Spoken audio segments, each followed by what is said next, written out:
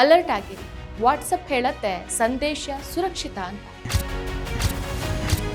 ಆದರೆ supreme court ಗುಡುಗಿದ್ದು meta data ಕಳ್ಳತನ ಮಾಡ್ತಾ ಇದೆ. ನಿಮ್ಮ ಪ್ರತಿ ಚಾಟ್ ಅವರ ಕೈಯಲ್ಲಿ, ಇದು ಗೌಪ್ಯತೆಗೆ ಮಾರಕ ಆಘಾತ. 85 ಕೋಟಿ ಭಾರತೀಯರ ಖಾಸಗಿ ಮಾಹಿತಿ ಸಂಪೂರ್ಣ ಮಾರಾಟ ಆಗಿದೆ. ವಾಟ್ಸಪ್ ಹೇಳೋ ಸುಳ್ಳಿನ ಸಂಪೂರ್ಣ ಕತೆ ಇಲ್ಲಿದೆ ನೋಡಿ. ನಮಸ್ಕಾರ, ಈ ದಿನಕ್ಕೆ ಸ್ವಾಗತ. ನಾನು GM ಪವಿತ್ರ. ನಿಮ್ಮ ಸಂದೇಶಗಳು ಸುರಕ್ಷಿತ, ಇದನ್ನ ಯಾರೂ ಓದ್ಲಿಕ್ಕೆ ಆಗೋದಿಲ್ಲ ಅಂತ ಬೆಳಗಿನಿಂದ ಸಂಜೆವರೆಗೆ ನಾವು ನೋಡುವಂತ ವಾಟ್ಸಪ್ ಸ್ಟೇಟಸ್ ಅಲ್ಲಿ ಕಂಪನಿ ಸಾರ್ತಾನೆ ಇರುತ್ತೆ. ಮೊನ್ನೆ ಅಂದ್ರೆ ಫೆಬ್ರವರಿ 3ಕ್ಕೆ ಸುಪ್ರೀಂ ಕೋರ್ಟ್ ನಲ್ಲಿ ನಡೆದಂತ ವಿದ್ಯಮಾನಗಳನ್ನ ಸೂಕ್ಷ್ಮವಾಗಿ ಗಮನಿಸಿದ್ರೆ ವಾಟ್ಸಪ್ ಹೇಳ್ತಾ ಇರುವಂತಹ ಸುರಕ್ಷತೆಗೂ ವಾಸ್ತವದಲ್ಲಿ ನಡೀತಾ ಇರುವಂತಹ ಬೃಹತ್ ದತ್ತಾಂಶ ಸಂಗ್ರಹಣೆಗೂ ಅಜಗಜಾಂತರ ವ್ಯತ್ಯಾಸ ಇರುವುದು ಸ್ಪಷ್ಟವಾಗುತ್ತೆ. ವಿಶ್ವದ ಅತಿ ದೊಡ್ಡ ಪ್ರಜಾಪ್ರಭುತ್ವ ರಾಷ್ಟ್ರವಾದ ಭಾರತ ವಾಟ್ಸಪ್ ಪಾಲಿಗೆ ಕೇವಲ ಒಂದು ಮಾರುಕಟ್ಟೆಯಾಗಿದೆಯೇ ಹೊರತು ಗೌಪ್ಯತೆಯನ್ನ ಗೌರವಿಸಬೇಕಾದಂತ ಸಮುದಾಯವೇ ಅಲ್ಲ ಅನ್ನೋ ಪ್ರಶ್ನೆ ಈಗ ಎದ್ದಿದೆ. ಸೊ ಫೆಬ್ರವರಿ 3ಕ್ಕೆ ನಡೆದಂತ ವಿಚಾರಣೆಯಲ್ಲಿ ಸುಪ್ರೀಂ ಕೋರ್ಟ್ನ ಮುಖ್ಯ ನ್ಯಾಯಮೂರ್ತಿ ಸೂರ್ಯಕಾಂತ್ ನೇತೃತ್ವದ ಪೀಠ ವಾಟ್ಸಪ್ ಮತ್ತು ಅದರ ಮಾತೃ ಸಂಸ್ಥೆ ಮೆಟಾ ವಿರುದ್ಧ ಹರಿಹಾಯ್ದಿದ್ದು, ಬಳಕೆದಾರರ ಮಾಹಿತಿಯನ್ನು ಹಂಚಿಕೊಳ್ಳುವಂತಹ ವಾಟ್ಸಪ್ನ ನೀತಿಯನ್ನ ಮಾಹಿತಿ ಕಳ್ಳತನದ ಸಭ್ಯ ವಿಧಾನ ಅಂತ ಕಟುವಾಗಿ ಜರಿದಿದೆ. ಈ ಇಡೀ ವಿವಾದದ ಮೂಲ ಬೇರು ಇರೋದು 2021ರಲ್ಲಿ ವಾಟ್ಸಪ್ ಏಕಾಏಕಿ ಜಾರಿಗೆ ತಂದ ಪ್ರೈವೇಸಿ ಪಾಲಿಸಿ ಅಥವಾ ಗೌಪ್ಯತಾ ನೀತಿಯಲ್ಲಿ. ಅಂದು ವಾಟ್ಸಪ್ ತನ್ನ ಕೋಟ್ಯಾಂತರ ಬಳಕೆದಾರರಿಗೆ ಒಂದು ಅನಿವಾರ್ಯವಾದ ಮತ್ತು ಒಂದು ವಿಚಿತ್ರವಾದ ಷರತ್ತನ್ನು ಹಾಕಿತ್ತು. ನೀವು ವಾಟ್ಸಪ್ ಅನ್ನ ಬಳಸೋದನ್ನ ಮುಂದುವರಿಸಬೇಕು ಅಂತಂದ್ರೆ ನಿಮ್ಮ ಡೇಟಾವನ್ನ ನಿಮ್ಮ ಮಾತೃ ಸಂಸ್ಥೆಯಾದ ಫೇಸ್ಬುಕ್ ಜೊತೆಗೆ ಹಂಚ್ಕೊಳ್ಳೋಕೆ ಒಪ್ಪಿಗೆ ನೀಡಲೇಬೇಕು, ಇಲ್ಲ ಅಂತಂದ್ರೆ ಆಪ್ ಬಳಸೋದನ್ನ ನಿಲ್ಲಿಸಿ ಹೊರನಡೀರಿ ಅಂತ. ಸೊ ಭಾರತದಲ್ಲಿ ವಾಟ್ಸಪ್ಗೆ ಪರ್ಯಾಯವಿಲ್ಲದಷ್ಟು ಏಕಸ್ವಾಮ್ಯ ಬೆಳೆದಿರೋದ್ರಿಂದ ಜನರಿಗೆ ಅನಿವಾರ್ಯವಾಗಿ ಒಪ್ಪಲೇಬೇಕಾದಂತ ಪರಿಸ್ಥಿತಿ ನಿರ್ಮಾಣವಾಗಿತ್ತು. ಇದು ಬಳಕೆದಾರರ ಒಪ್ಪಿಗೆಯನ್ನ ಸರಳವಾಗಿ ಕಸಿಯುವ ಒಂದು ತಂತ್ರವಾಗಿತ್ತು. ವಾಟ್ಸಪ್ನ ಈ ಏಕಪಕ್ಷೀಯ ನಡೆಯನ್ನ ಪ್ರಶ್ನಿಸಿ ಮತ್ತು ಸ್ಪರ್ಧಾತ್ಮಕ ನಿಯಮಗಳ ಉಲ್ಲಂಘನೆಯ ಆರೋಪದಡಿ ಭಾರತೀಯ ಸ್ಪರ್ಧಾ ಆಯೋಗ ಮೆಟಾ ಕಂಪನಿಗೆ ಬರೋಬ್ಬರಿ 213 ಕೋಟಿ ರೂಪಾಯಿ ದಂಡವನ್ನು ವಿಧಿಸಿತ್ತಲ್ಲದೆ ಮುಂದಿನ 5 ವರ್ಷಗಳ ಕಾಲ ಜಾಹೀರಾತು ಉದ್ದೇಶಕ್ಕಾಗಿ ವಾಟ್ಸಪ್ ಡೇಟಾವನ್ನ ಫೇಸ್ಬುಕ್ ಜೊತೆಗೆ ಹಂಚಿಕೊಳ್ಳದಂತೆ ಕಠಿಣ ನಿರ್ಬಂಧವನ್ನ ಹೇರಿತ್ತು.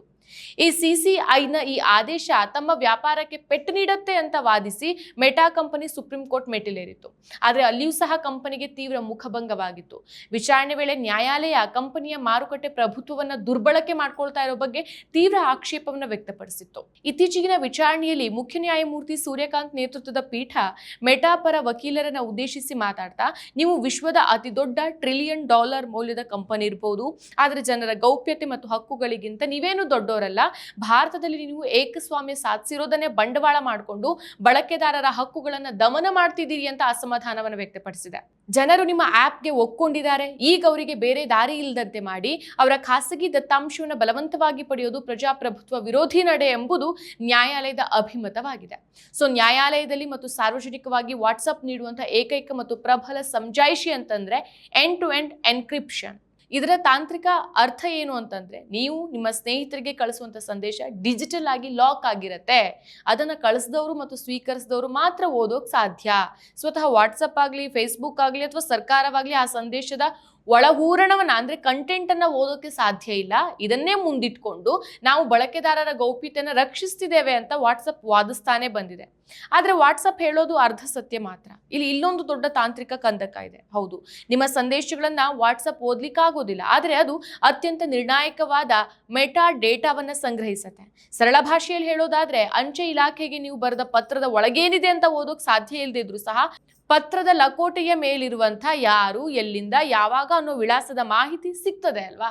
ಸೊ ಅದೇ ರೀತಿ ಡಿಜಿಟಲ್ ಜಗತ್ತಲ್ಲಿ ಸಂದೇಶದ ವಿಷಯಕ್ಕಿಂತ ಸಂದೇಶದ ಸಂದರ್ಭನೇ ಹೆಚ್ಚು ಮೌಲ್ಯಯುತವಾಗಿರುತ್ತೆ. ಸೊ ವಾಟ್ಸಪ್ ಸಂಗ್ರಹಿಸುವಂತ ಈ ಮೆಟಾ ಡೇಟಾ ಪಟ್ಟಿ ತೀರಾ ಆಳವಾಗಿದೆ ಮತ್ತು ಆತಂಕಕಾರಿಯಾಗಿದೆ. ನೀವು ಯಾರ ಜೊತೆಗೆ ಹೆಚ್ಚು ಮಾತಾಡ್ತೀರಾ, ನೀವು ದಿನದ ಯಾವ ಸಮಯದಲ್ಲಿ ಆನ್ಲೈನ್ ಇರ್ತೀರಾ, ನೀವು ರಾತ್ರಿ ಎಷ್ಟು ಹೊತ್ತು ಎಚ್ಚರ ಇರ್ತೀರಾ, ನಿಮ್ಮ ಲೊಕೇಶನ್ ಎಲ್ಲಿದೆ, ನೀವು ಬಳಸುವಂಥ ಮೊಬೈಲ್ ಯಾವುದು, ಬ್ಯಾಟ್ರಿ ಮಟ್ಟ ಎಷ್ಟಿದೆ, ಸಿಗ್ನಲ್ ಸಾಮರ್ಥ್ಯ ಮತ್ತು IP ಅಡ್ರೆಸ್ ಯಾವುದು, ಎಲ್ಲವನ್ನ ಸಹ ಅದು ದಾಖಲಿಸುತ್ತೆ.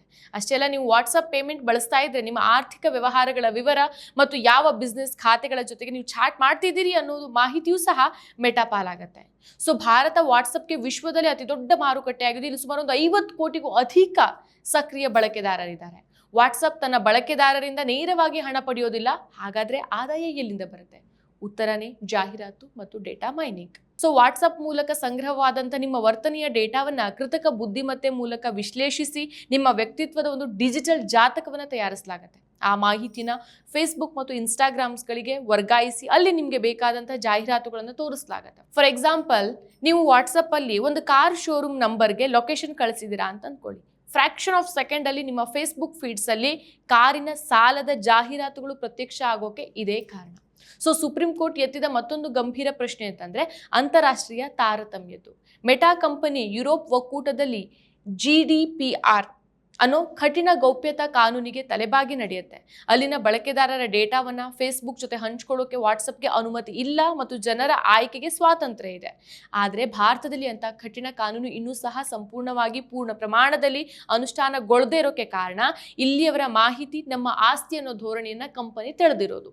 ಸೊ ಭಾರತೀಯರ ಡೇಟಾವನ್ನ ಅಗ್ಗದ ಸರಕಿನಂತೆ ಪರಿಗಣಿಸ್ತಾ ಇರುವಂತಹ ಈ ದ್ವಂದ್ವ ನೀತಿಯನ್ನ ನ್ಯಾಯಾಲಯ ಪ್ರಶ್ನಿಸಿದೆ. ಸೊ ಅಂತಿಮವಾಗಿ ಸೇವೆ ಉಚಿತವಾಗಿದ್ರೆ ಅಲ್ಲಿ ನೀವೇ ಉತ್ಪನ್ನ ಅನ್ನೋ ಹಳೆ ಮಾತು ವಾಟ್ಸಪ್ ವಿಷಯದಲ್ಲಿ ಅಕ್ಷರಶಃ ಸತ್ಯವಾಗ್ತಾ ಇರುವಂತೆ ಕಾಣಿಸುತ್ತೆ. ನಾವು ಕಳುಹಿಸುವಂಥ ಸಂದೇಶಗಳು ಎನ್ಕ್ರಿಪ್ಟ್ ಆಗಿರಬಹುದು, ಆದರೆ ನಮ್ಮ ಜೀವನ ಶೈಲಿ, ಆಯ್ಕೆಗಳು ಮತ್ತು ಬಲಹೀನತೆಗಳು ಮೆಟಾ ಕಂಪನಿಯ ಸರ್ವರ್ಗಳಲ್ಲಿ ತೆರೆದ ಪುಸ್ತಕದಂತೆ ದಾಖಲಾಗ್ತಾ ಇದೆ.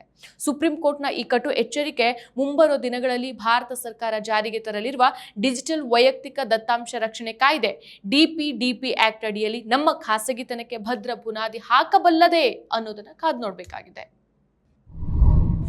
ಮತ್ತಷ್ಟು ವಿಶೇಷ ವಿಡಿಯೋಗಳನ್ನು ನೋಡಲು ಮತ್ತು ಹೊಸ ವಿಡಿಯೋಗಳ ಬಗ್ಗೆ ತಿಳಿಯಲು EDina.com ಯೂಟ್ಯೂಬ್ ಚಾನೆಲ್ ಸಬ್ಸ್ಕ್ರೈಬ್ ಮಾಡಿ ಮತ್ತು ಬೆಲ್ ಐಕಾನ್ ಕ್ಲಿಕ್ ಮಾಡಿ.